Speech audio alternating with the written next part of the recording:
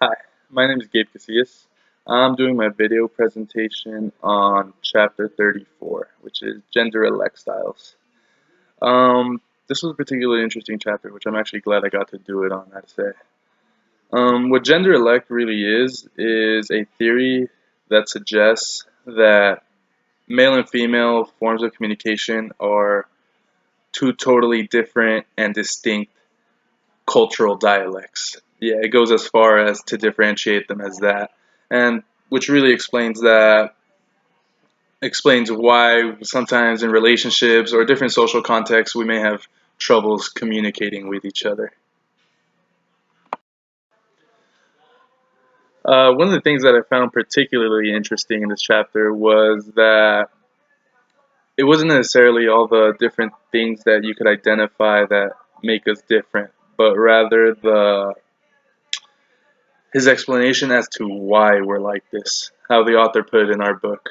I really enjoyed that, and he really seeks to point out that this is caused, and this could be rooted all the way back to the way we're being raised, from a communication aspect at least, um, and that the way the ideas that are instilled in us, communication-wise, are vastly different from one another.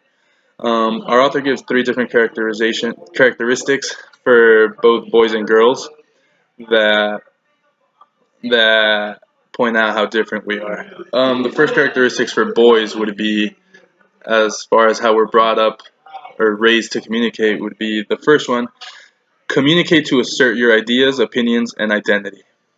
Number two: use talk to solve problems or develop a strategy. Number three: speak in a way that attracts attention to yourself. So I think those all make sense. I believe I do see that instilled in boys and men alike.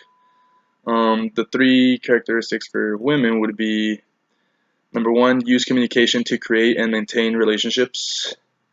Number two, involve others in conversations and respond to their ideas. And number three, show sensitivity to others and to relationships.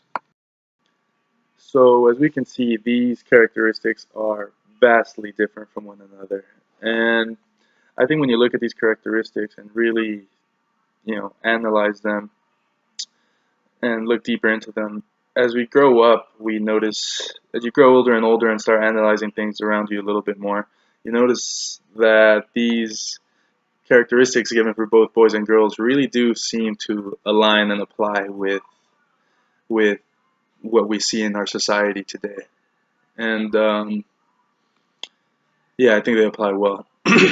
um, I guess to further elaborate on this and reflect on these points, um, I wanted to give a personal narrative about myself. Um, so my parents are divorced. They got divorced when I was 4 years old. So that means I was up until pretty much college, till I left for college, I was primarily raised by my mother.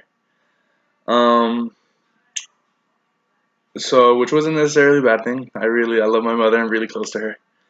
And I guess, after reading this, I noticed that, some of the points given to about women or about girls seem to apply to me. I like to communicate to create and maintain relationships. I like to involve others, and I do like showing sensitivity to other situations or being sympathetic or empathetic. And I think those were successfully instilled to me by my mother. Now, when looking at the boys' characteristics, being assertive, being talking to solve problems and whatnot, I do think I have those too. Luckily, if I didn't get them from home from my mom, I definitely got them from school, from my friends, from sports. And while I only saw my dad, once a weekend for every month, that weekend was more than enough for me to get them from him. I mean, he's a manager at a factory, so he definitely takes up on these characteristics. But overall, what I wanted to say was that I do think they successfully apply to me, and I think it's actually given me an advantage to be able to look at these concepts from both sides and really being able to relate to them. And I think it's given me a leg up in overall in my communication styles and really just nothing but help.